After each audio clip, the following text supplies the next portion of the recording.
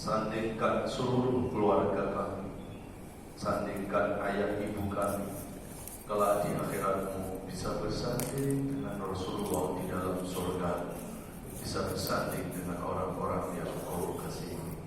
Rabbana taqabbal mahabbatana ila Rasulika karim.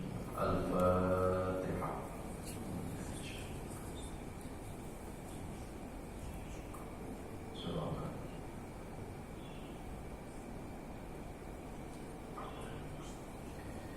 Assalamualaikum warahmatullahi wabarakatuh. Alhamdulillahirabbil alamin. Allahumma shalli ala nabiyyina Muhammadin wa ala alihi wa ashabihi ajmain. Rabbi zidna ilma wa alhiqna bis sholihin wa tawaffana muslimin. Amin ya Allah ya rabbal alamin. Bapak Ibu jamaah salat subuh yang dirahmati Allah. Alhamdulillah kita bersyukur kepada Allah. Berkat izin dan irodahnya kita masih diberikan nikmat sehat, nikmat panjang umur oleh Allah. Mudah-mudahan nikmat sehat dan panjang umur ini bisa kita manfaatkan untuk memperbaiki diri kita, untuk beribadah, mendekatkan diri kepada Allah Subhanahu wa ta'ala. Amin ya Allah ya rabbal alamin. Salawat salam sama-sama kita sampaikan kepada panutan abadi kita Rasulullah Muhammad SAW.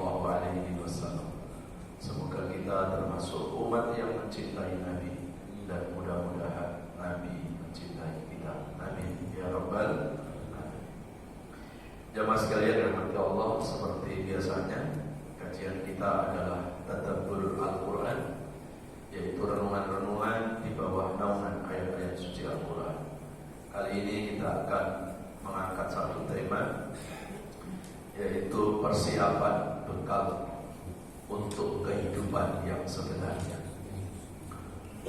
Mengawali kajian ini kita akan membuka Al-Quran, yaitu surat Al-An'am, surat ke-6 ayat 32. Surat 6 ayat 32.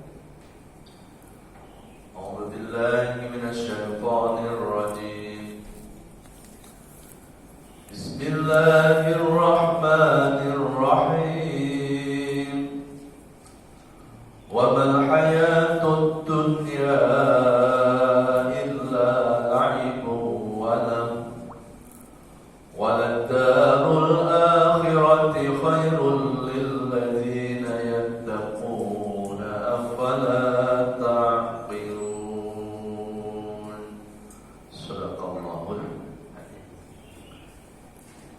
Yang artinya wa mal hayatud dunya illa la'ibun wa lahu. Tidaklah kehidupan dunia itu hanya seperti bermain-main dan bersedekah. dan sungguh negeri akhirat itu jauh lebih baik buat hamba-hamba yang bertakwa. Apakah kalian tidak berpikir? Maha benar Allah atas segala firman-firman. Jamaah sekalian, kalau kita mentadaburi, kita merenungi surat Al-An'am ayat 32 ini, maka di sana Allah menjelaskan kepada kita bahwa hakikat tujuan dari hidup manusia itu bukanlah untuk dunia ini. Jadi dunia ini bukan tempat menetap kita. Dunia ini tuh hanya tempat singgah saja, ya, persinggahan untuk menuju kehidupan yang sebenarnya. Ya. Tidaklah kehidupan dunia kecuali hanya kehidupan yang seperti bermain-main dan bersenda gurau. Dikata bermain-main, bersenda gurau, ini menunjukkan betapa sebentarnya. Gak ada dalam hidup ini kita bermain-main, kita senda gurau terus. Jadi kata senda gurau, bermain-main itu waktunya sangat terbatas. Lalu yang kedua, kehidupan dunia dikatakan oleh Quran seperti kehidupan yang bersenda gurau, bermain-main dan bersenda gurau. Tentunya tidak boleh kita terlalu serius-serius banget. Namanya bersenda gurau, masa terlalu serius ya. Kalau terlalu serius itu sholat ya, itu bekerja. Kalau senda gurau ya nggak boleh terlalu serius. Serius boleh, tapi jangan terlalu ngoyo. Ya. Itulah bahasa Quran. Kalau kita buka di surat yang lain, di surat Ali Imran, surat ketiga, akhir dari ayat 185, Allah juga menggambarkan lagi, wa mal hayatud dunya illa mata'ul ghurur. Tidaklah kehidupan dunia itu seperti mata. Apa mata itu? Mata itu kesenangan yang sesaat, sebentar. Ya. Paling umur kita di dunia ini antara 70 tahun, 60 tahun, 70 tahun, 80 tahun, 90 tahun. Ya. Kalau kita bahagia di dunia ya segitu waktu yang kita akan jalani. Kalau kita susah pun ya segitu. Tapi kalau bicara kehidupan akhirat, kehidupan yang tak ada batas, kehidupan yang abadi. Kalau bahagia di akhirat ya bahagia terus, susah di akhirat susah terus. Khalidina fi. Kenapa dikatakan dunia itu kehidupan yang sesaat? Karena kalau dibandingkan dengan kehidupan akhirat gak ada apa-apanya. Kalau kita buka di surat As-Sajdah, surat 32 ayat 5. Ayat 5 yang terakhir, wa fi yaumi kana miqdaru alfi sanatin mimma ta'udun. Sehari di akhirat itu seperti 1000 tahun di dunia. Ya. Jadi sehari di akhirat seperti 1000 tahun di dunia. Kalau kita punya umur 70-80 tahun, nggak sampai sehari di akhirat. Ya. Jadi kalau sehari di akhirat seperti 1000 tahun di dunia, andai kita dikasih umur 70-80 tahun, Pak, itu kita sesuaikan dengan waktu akhirat. 70 tahun, 80 tahun, itu kurang lebih 1,5 jamnya akhirat. Di hari-hari ini kalau kita kejar dunia habis-habisan, itu sesungguhnya kita mengejar kehidupan 1,5 jamnya akhirat. Ya. Nah, kalau untuk dunia yang sesaat, yang singkat, kita kejar mati-matian, ya harusnya untuk akhirat lebih mati-matian. Masa untuk dunia yang sesaat kita kejar habis-habisan, sementara akhirat kita nomor kesekian kan? Masa akhirat justru dikorbankan hanya mengejar kehidupan yang 1,5 jamnya akhirat. Itu kata mata ya. Lalu kalau dihubungkan dengan kata gurur, wa mal hayatud dunya illa mata'ul ghurur, tidaklah kehidupan dunia itu kehidupan yang sesaat, al-ghurur, dan menipu. Ya. Jadi ada yang menarik dalam akhir ayat itu dikatakan apa? Al-ghurur, kehidupan yang menipu. Ya. Kenapa dunia dikatakan kehidupan menipu, Pak? Karena kenikmatan dunia kadang hanya enak buat yang memandangnya, tapi belum tentu yang merasakan. Itu kita ada tertipu di situ. Kita sering melihat orang lain itu bahagia, kita yang menderita. Ya. Padahal kalau kita menderita, ya orang lain juga pernah menderita. Kalau dalam bahasa Londo itu disebut dengan istilah uang sinawa. Ya.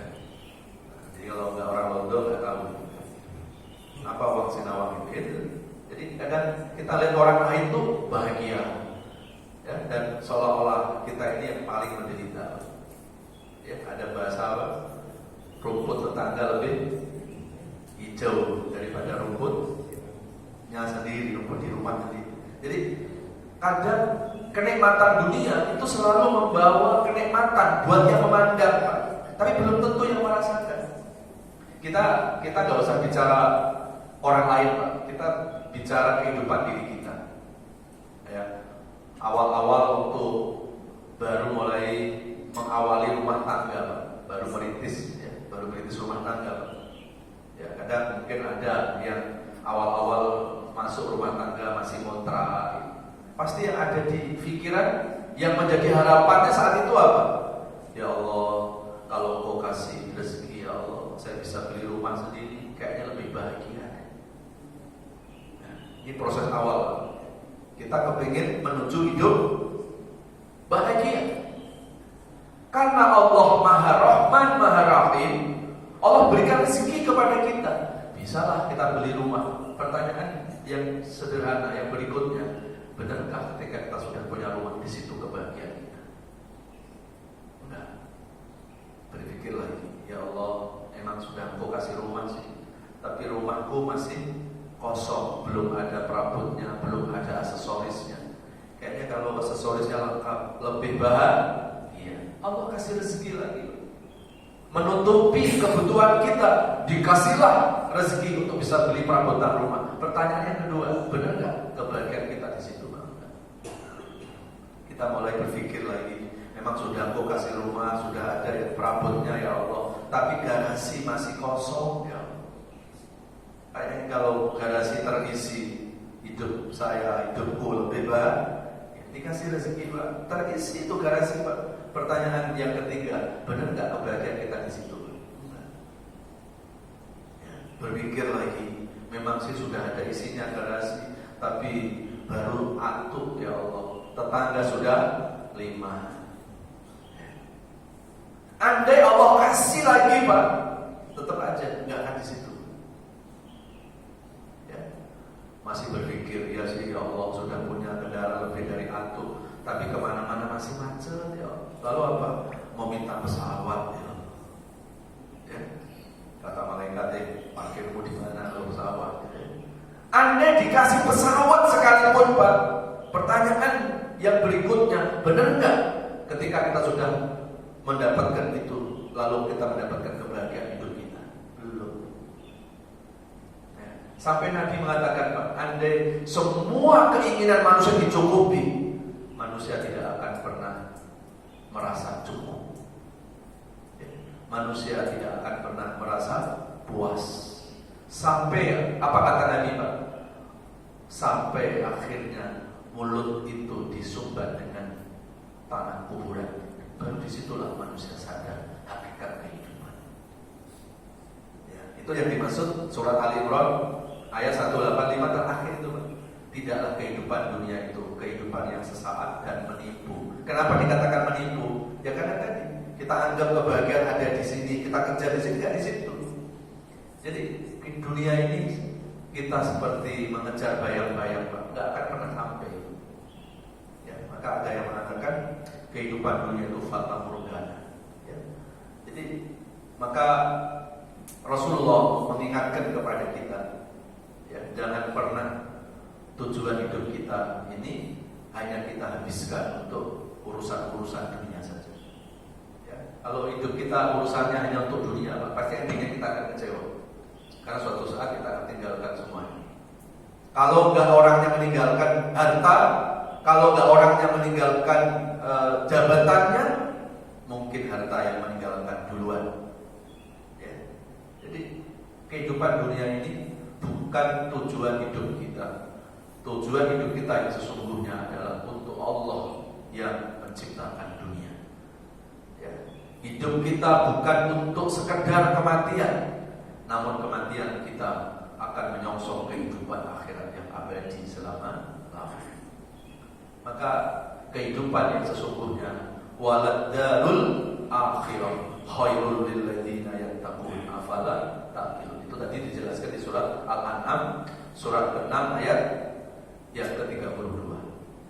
Ya, sesungguhnya negeri akhirat itu jauh lebih baik daripada kehidupan dunia. Alasan negeri akhirat lebih baik, satu, kebahagiaannya abadi. Yang kedua, kenikmatan akhirat itu kenikmatan yang sebenarnya. Ya. Maka Rasulullah itu pernah dikasih wasiat oleh malaikat Jibril. Ya. Dan wasiat ini pasti untuk kita juga, gitu ya. Apa kata malaikat Jibril kepada Nabi? Ya Muhammad Rasulullah SAW, Ishma syita fa innaka mayyitun. Kata malaikat Jibril, wahai Rasulullah, hiduplah menurut selera. Tapi ingat, fa innaka mayyitun, engkau bakal mati. Kafa bil mauti alwaidoh, kata Rasulullah, cukup dengan mengingat kematian itu akan menjadi nasihat yang terbaik dalam diri kita. Ya, makanya di masyarakat kita ada tradisi, ada budaya. Ada orang meninggal dunia, ada budaya berapa? 3 hari, 7 hari, 40 hari. Itu peringatan 7 hari, 3 hari, 40 hari, 100 hari. Itu sebetulnya bukan untuk orang yang sudah mati. Yang sudah mati gak perlu diingatkan, Pak. Hakikat peringatan kematian itu adalah untuk kita yang masih hidup. Jadi ketika kita mendatangi orang sudah meninggal dunia, kita mendatangi acara-acara peringatan kematian, sesungguhnya yang mati itu nasihati kita. Kalau yang mati itu ngomong, ya, dia akan ngomong begini, Bapak Ibu, hari ini kau mendoakan aku, suatu saat gantian kau akan didoakan oleh orang lain. Bapak Ibu, hari ini kau menyolatkan jenazahku, maka suatu saat kau juga akan disolat jenazahkan oleh orang lain. Ya, saudaraku, kau sekarang memperingati aku, kau pun juga akan diperingati oleh orang lain. Ya, maka nasihat yang terbaik dari malaikat Jibril itu, Pak, ingat mati. Isma syita fa innaka mayyitun. Hiduplah menurut seleramu, kata malaikat Jibril. Tapi ingat, fa innaka mayyitun, engkau bakal mati. Kalau orang ingat mati, nggak mungkin, Pak, orang hidup itu seenaknya sendiri. Pasti dalam hidupnya akan hati-hati.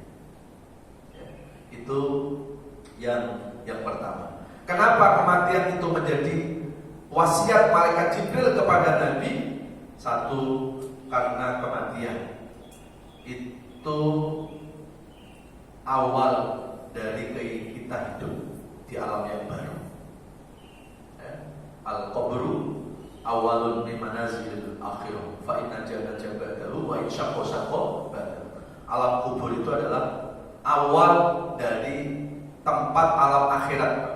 Jadi akhirat kita nanti seperti apa itu ditentukan di alam kubur kita, Pak. Dan alam kubur ditentukan di alam dunia kita ini.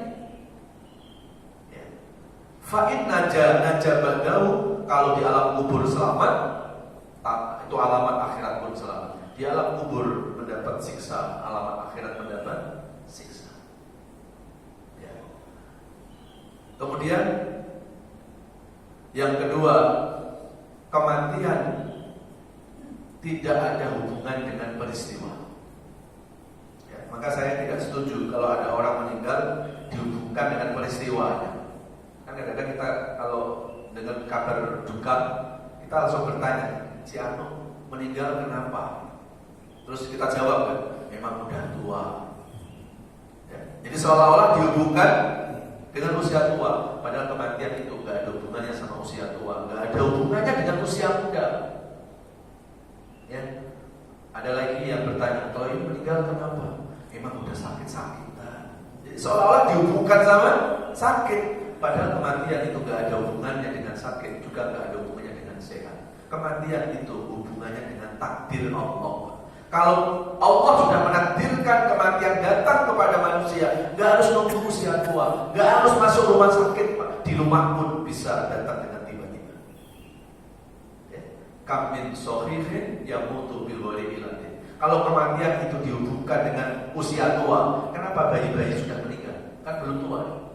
Kalau kematian dihubungkan dengan sakit, berapa banyak orang yang badan sehat meninggal tanpa gejala? Kam min shahihin yamutu bil ghairi ilatin. Berapa banyak orang yang badannya sehat meninggal tanpa gejala? Inilah nasihat yang terbaik dalam hidup. Itu dzikrul maut, mengingat kematian. Ya. Kemudian wasiat malaikat Jibril yang kedua kepada Nabi, Isma syi'ta fa innaka mayyitun wahbub man ahbabta fa innaka mufariqun. Ini wasiat malaikat Jibril kepada Nabi yang kedua. Cintailah apa yang kita cintai. Cintai harta silakan, cinta jabatan silakan, cintai apa saja silakan. Tapi malaikat Jibril mengingatkan, fa innaka mufariquhu, yang kau cintai akan kau tinggalkan juga. Kita cinta sama anak, Pak, tinggal nunggu giliran. Kalau enggak kita ninggalin anak duluan, anak yang ninggalin kita.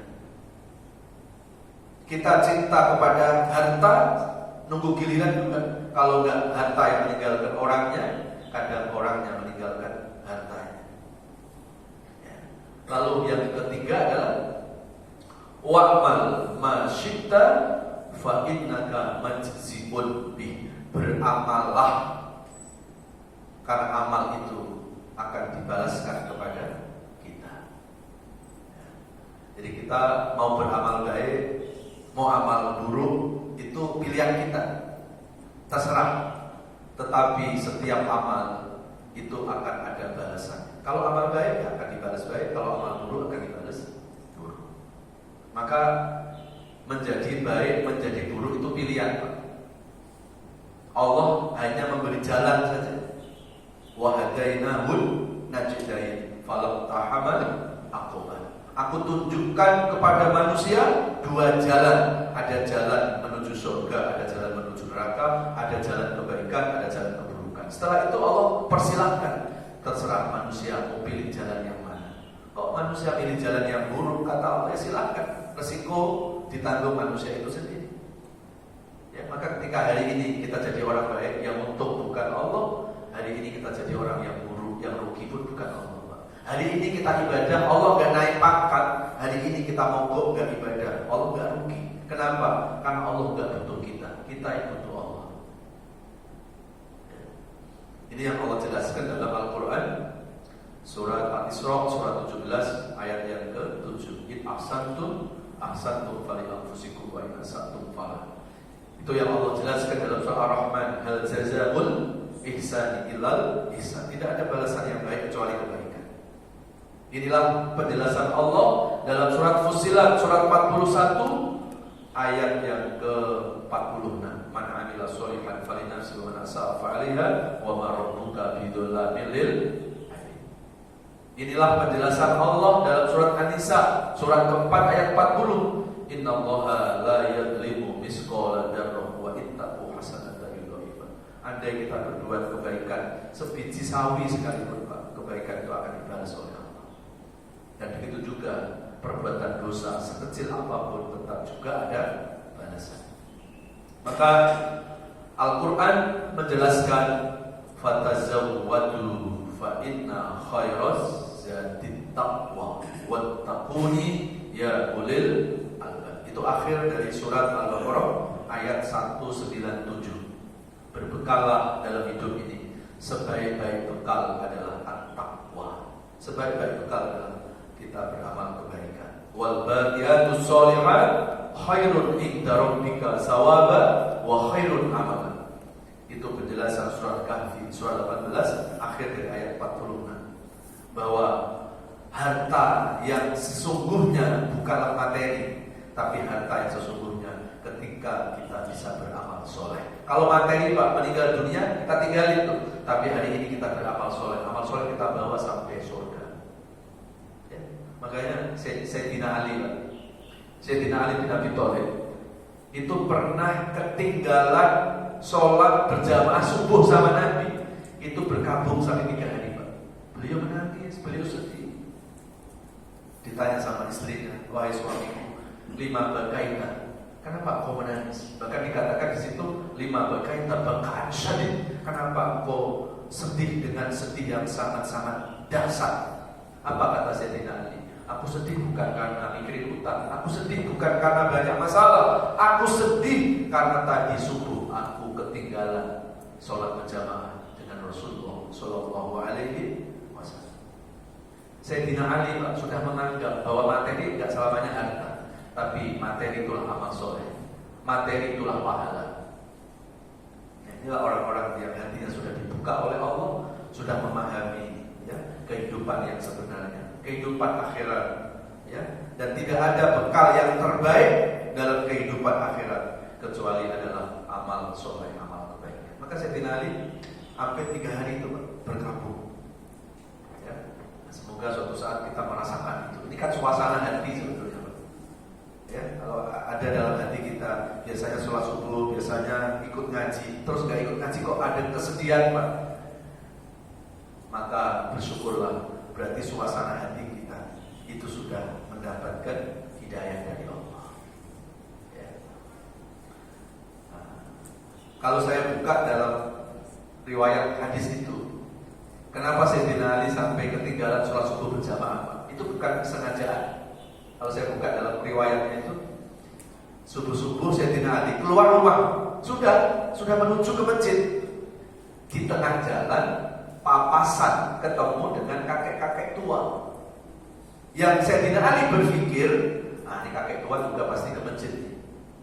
Dan Sayyidina Ali itu sahabat yang sangat tawadhu, sangat rendah hati. Jadi beliau nggak mau mendahului si kakek itu. Si kakek itu jalannya pelan, dia ikut pelan itu. Dan begitu Sayyidina Ali belok ke kiri, kok kakek malah belok ke kanan. Sayyidina Ali ke masjid, si kakek malah belok ke kanan. Baru Sayyidina Ali tahu kalau si kakek itu ternyata bukan orang Islam, orang Yahudi. Jadi kan bukan kesengajaan. Itu aja Sayyidina Ali menyesalkan luar biasa.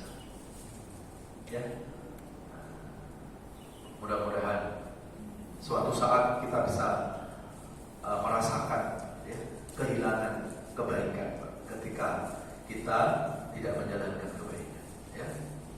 Kalau Sayyidina Ali ketinggalan sholat subuh berjamaah sama Nabi, nangis sampai sedih sampai 3 hari.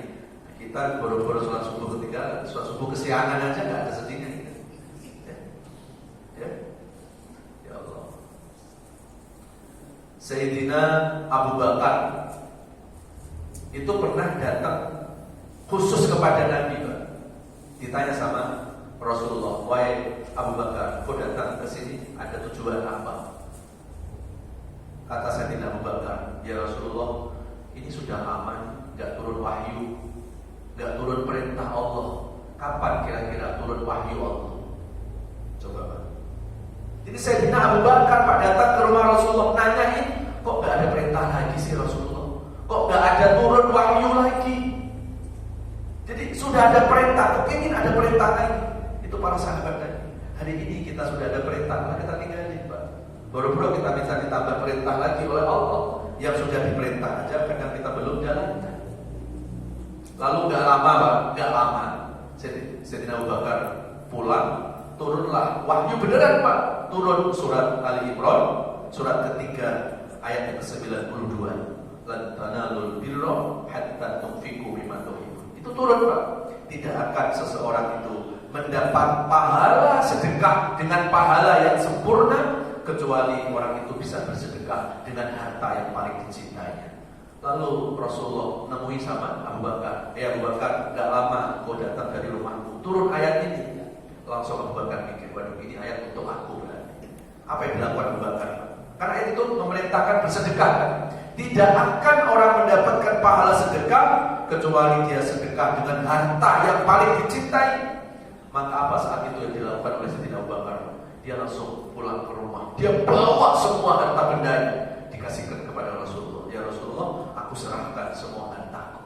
Lalu Nabi bertanya, kok kamu serahin harta ini, kamu sedekahkan hartamu semuanya, apa yang tersisa? Apa kata Sayyidina Abu Bakar? Yang masih ada dalam hatiku hanya Allah dan utusannya. Inilah Sayyidina Abu Bakar. Ya. Sayyidina Umar. Kalau Sayyidina Umar, Pak, itu sering Sayyidina Umar, Pak, sholat subuh dengan wudu isya. Ya. Sholat subuh dengan wudu isya. Berarti apa? Malam-malam itu loh Sayyidina Umar bin Khattab menghabiskan waktu untuk beribadah kepada Allah. Sehingga tidur, Pak. Loh, malam kan panjang. Malam panjang buat orang yang dalam hatinya tidak ada rasa cinta. Tapi kalau dalam hati orang yang punya rasa cinta, malam itu terasa sebentar. Ya, buat orang yang pengantin baru, malam terasa sebentar. Ya, masih ingat nggak? Udah lupa. Rasanya dingin. Tapi beda buat orang yang lagi sakit gigi, ya. Malam terasa lama. Lalu buat orang-orang yang cinta sama Allah, Pak, dia itu sudah sholat isya, udah rindu pengen ketemu subuh, Pak. Ya. Dan di saat subuh dia sebentar saja. Nah, inilah orang-orang yang sudah sadar, ya, yang sudah memahami betul bahwa sesungguhnya amal soleh ibadah itu lebih dari harta. Jadi kekayaan orang-orang yang sudah hatinya dekat dengan Allah, mereka merasa kaya itu bukan dengan hartanya, Pak. Mereka merasa kaya dengan ibadah dan amal soleh. Ya. Aja mas sekalian yang dirahmati Allah Subhanahu wa ta'ala. Lalu kita buka lagi sekarang di surat Al-Qasas. Al-Qasas surat ke-28 ayat 77. Kalau waktunya panjang sebetulnya saya sebutin surat, saya baca lalu diterjemahkan satu persatu. Tapi karena waktunya pendek, ya, kita mengiman waktu saja. Jadi kalau masih bingung kok cepet nyebut suratnya, ayatnya, kan nanti ada YouTube-nya gitu ya. Ya. A'udzubillahi minasyaitonirrajim.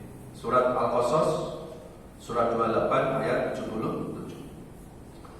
A'udzubillahi minasyaitonirrajim.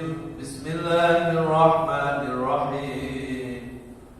Wabtaghi fima ataka Allahu ad-daral akhirah wa la tansa nasibaka minad dunya wa ahsin kama ahsana Allahu ilaik wa la tabghil fasada fil ardh innallaha la yuhibbul mufsidin.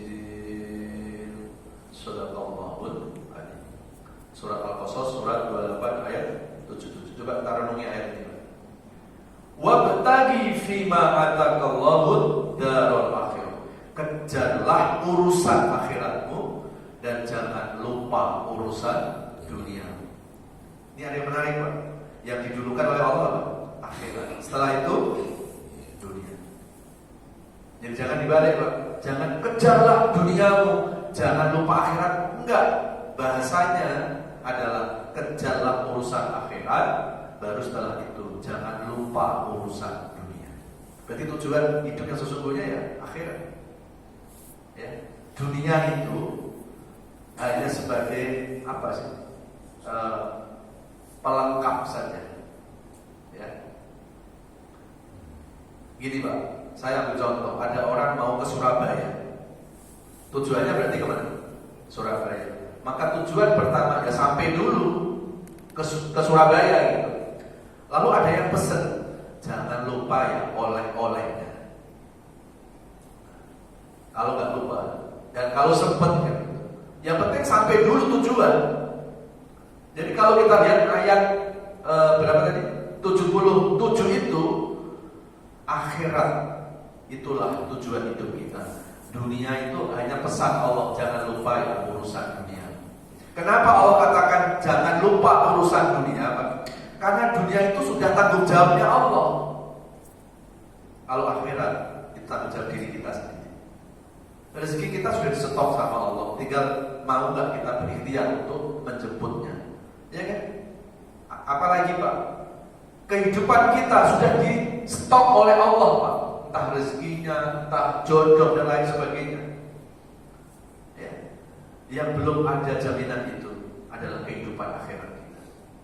Karena kehidupan akhirat kita itu ya tergantung usaha kita sekarang ini. Ya. Maka sampai Sayyidina Ali mengatakan begini Pak dalam makalahnya, kalau ada orang Islam yang tujuan hidupnya itu hanya untuk dunia, hanya untuk harta, hanya untuk urusan-urusan yang ada hubungannya dengan perutnya, maka harga diri manusia itu di hadapan Allah lebih hina daripada yang keluar dari perutnya. Nauzubillah, subhanallah. Jadi kalau ada orang hidup yang urusannya itu hanya urusan harta, urusan perut saja, Pak, maka harga diri manusia itu di hadapan Allah lebih hina daripada yang keluar dari perut kita. Yang keluar dari perut kita apa? Kotoran, sesuatu yang menjijikkan. Ternyata lebih hina kalau ada orang yang tujuan hidupnya hanya untuk urusan perut. Kalau hidup hanya untuk urusan perut, apa bedanya dengan yang berkaki 4? Yang berkaki 4 juga hidupnya untuk perut. Lalu di mana bedanya manusia dengan makhluk yang lainnya? Maka kenapa manusia itu diberikan tujuan hidup, Pak? Biar manusia beda dengan makhluk-makhluk yang lain. Apa tujuan hidup kita? Tujuan hidup kita adalah untuk beribadah kepada Allah. Ya, Az-Zariyat surat 51, 56, 57, 58, wa ma khalaqtul jinna wal insa illa liya'budun. Ma uridu minhum min rizqin wa ma uridu an yut'imun. Innallaha huwar razzaqu dzul quwwatil matin. Tidaklah aku ciptakan jin dan manusia kecuali hanya untuk ibadah kepadaku. Aku tidak minta rezeki dan aku tidak minta dikasih makan, karena aku Allah Ar-Razzaq, sang pemberi rezeki. Jadi ayat ini tuh sebetulnya Pak menyindir tapi dengan halus. Jadi kalau kita memahami ayat ini dari bawah ke atas, Pak, ya, jangan 56, 57, 58, dari 58, 57, 56. Ya, kan di ayat tadi Allah katakan apa? Aku tidak minta makan dari manusia, aku tidak minta rezeki dari manusia, karena aku Allah sang pemberi rezeki. Ya. Jadi secara tidak langsung Allah tuh ngingetin kita, Pak. Seolah-olah Allah tuh ngomong gini, manusia, yang ngasih hidup siapa? Begitu. Yang ngasih rezeki siapa? Yang ngasih makan siapa? Kok susah amat sih suruh tunduk kepada aku gitu, Pak? Ya. Yang ngasih rezeki itu aku, kata Allah. Maka kalau yang ngasih rezeki kepada yang ngasih hidup adalah Allah, maka secara tidak langsung tunduklah hidup ini kepada Allah. Jangan tunduk kepada hawa nafsu. Ya. Nauzubillah. Semoga kita tidak termasuk orang-orang yang hidup kita tunduk sama hawa nafsu. Ya, karena kalau hidup ini tunduknya kepada hawa nafsu itu gak akan pernah puas. Ya. Dan hawa nafsu itu selalu akan diwarnai oleh keinginan. Dan sepanjang hidup manusia gak akan berhenti dari keinginan. Ya. Maka hidup itu, kata Ibnu Athaillah dalam kitab Al-Hikam ini, jangan hidup berdasarkan keinginan, tapi hiduplah berdasarkan kebutuhan. Kalau keinginan sampai akhir kehidupan, Pak, nggak akan pernah puas. Karena keinginan itu berdasarkan nafsu, dan nafsu itu nggak akan pernah berhenti. Terus inna nafsa la'amaratun bisu illa ma rahima rabbi. Itu di surat Yusuf surat 12 ayat 50 53. Ya, jamaah sekalian yang dirahmati Allah Subhanahu wa ta'ala. Lalu kita buka lagi di surat Ali Imran surat 3 ayat 14. A'udzubillahi minasyaitonir rajim. Bismillahirrahmanirrahim.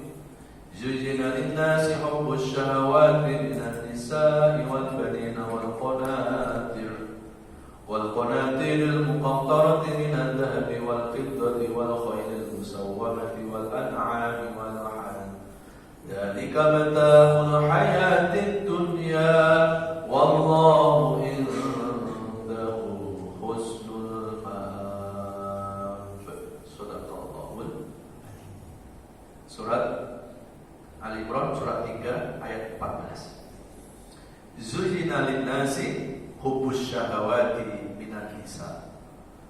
Dalam kehidupan manusia tidak akan pernah sepi dari syahwat. Apa syahwat itu, Pak? Kesenangan-kesenangan. Ya, jadi kesenangan-kesenangan itu akan selalu mewarnai dalam kehidupan manusia. Senang terhadap apa? Coba kita lihat ayat lanjutannya. Minan nisa, senang terhadap lain jenis, laki perempuan senang perempuan, perempuan senang laki. Maka dikasih wadah dengan akdu nikah supaya kesenangan itu bernilai ibadah. Ya, karena kalau manusia itu hanya melampiaskan nafsu birahinya, ya, tidak diwadahi dengan akdu nikah, ya rasa senang itu, rasa cinta itu tidak akan mendatangkan ibadah. Ya, an-nikahu nisfuddin, ya, nikah itu separuh dari agama. Separuhnya ada di mana? Bukan nikah lagi. Ya, separuhnya itu ya ada dalam kita mencari nafkah buat anak istri. Ya, itu kalau mau menyempurnakan separuh dari agama. Silakan minum, Pak Ustaz. Terima kasih.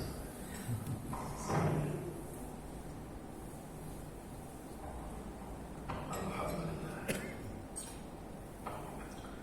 Lalu yang kedua, wal banin. Ini isi kesenangan dunia itu, Pak. Senang lain jenis. Setelah itu apa? Kepingin punya anak, ya. Nah, ini ada yang menarik, Pak. Kenapa cinta terhadap anak ini diurutkan urutan kedua setelah menikah? Ini menunjukkan bahwa anak itu lebih dari harta benda. Anak itu lebih dari kekayaan. Maka di Quran, kalau Bapak Ibu membuka sejarah, tidak ada nabi-nabi yang di Quran itu berdoa minta jabatan, minta harta, enggak ada. Tapi kalau cari nabi minta anak, ada di Quran. Nabi Ibrahim, Nabi Zakaria, itu menunjukkan betapa anak itu lebih dari harta. Maka posisinya di urutan kedua. Setelah itu baru harta benda yang banyak. Setelah itu apa? Emas, perak. Setelah itu apa? Khoil musawwamah, kendaraan. Setelah itu sawah ladang. Setelah itu buah-buahan, makan makanan. Dan Allah katakan apa? Dalika mataul hayatid dunya. Itu semua adalah kenikmatan dunia yang sesaat. Wallahu indahu husnul ma'ab. Dan kepada Allah semua itu akan kembali. Jangankan harta kita, jabatan, keluarga, nyawa kita aja bukan milik kita, Pak. Nyawa kita aja milik Allah Subhanahu wa ta'ala. Ya, maka karena anak, istri, suami, keluarga bukan milik kita, ya kita harus ikhlas suatu saat. Ya, keluarga kita ada diambil oleh Allah. Itu yang mengambil yang punya. Yang mengambil yang punya. Kita tuh hanya nak pakai. Ya, mudah-mudahan ayat-ayat yang kita kaji pada subuh ini akan menjadi pencerahan buat kita semua. Amin. Ya Rabbal. Baik, saya kira itu yang bisa disampaikan. Semoga ada manfaat. Sudah suruh belum? Sudah ya. Baik, kita tutup dengan doa. Mudah-mudahan doa-doa yang kita panjatkan dijabah, dikabulkan Allah Subhanahu wa ta'ala. A'udzubillahi minasyaitonir rajim. Bismillahirrahmanirrahim. Alhamdulillahirabbil alamin. Allahumma shalli ala Muhammad wa ala alihi wa sahbihi wa barik wa sallim ajmain. Ya Allah, bila hidup ke depan kami ini masih membawa kebaikan-kebaikan buat kami, mohon panjangkan usia kami, ya Allah. Berikan kesehatan jasmani rohani kami. Angkat seluruh penyakit-penyakit kami, baik penyakit fisik maupun penyakit hati yang susah diobati. Ya Allah, berikan keikhlasan dan kesabaran dalam menjalani sisa-sisa hidup ini, ya Allah. Jadikan sisa-sisa hidup kami ini menjadi hidup yang jauh lebih baik, hidup yang selalu mampu memperbaiki diri. Ya Allah, mulai dari ini sampai Engkau mencabut nyawa kami, tetapkan iman dan Islam kami, ya Allah, sehingga hanya nama-Mu yang kami sebut ketika kami menghembuskan nafas terakhir kami. Ya Allah, sebelum ajal menjemput kami, izinkan kepada kami untuk bertaubat kepadamu ya Allah. Ajarkan kepada kami makna taubat, agar kami mampu menyadari dosa-dosa kami selama ini. Kami bukan orang yang suci dari dosa, kami bukan orang yang suci dari kesalahan ya Allah. Kami menyadari banyak dosa-dosa dari masa lalu hingga saat ini ya Allah. Ampuni dosa-dosa kami. Jangan kau balas dosa-dosa kami dengan kemurkaan-Mu ya Allah. Jangan kau balas dosa-dosa kami dengan musibah-musibah yang selalu menghampiri hidup kami ya Allah. Wassallallahu ala nabiyina Muhammadin wa ala alihi wasallam walhamdulillahi rabbil alamin. Subhanakallahumma wa bihamdika asyhadu an la ilaha illa anta astaghfiruka wa atubu ilaik. Mohon maaf lahir batin. Wassalamualaikum.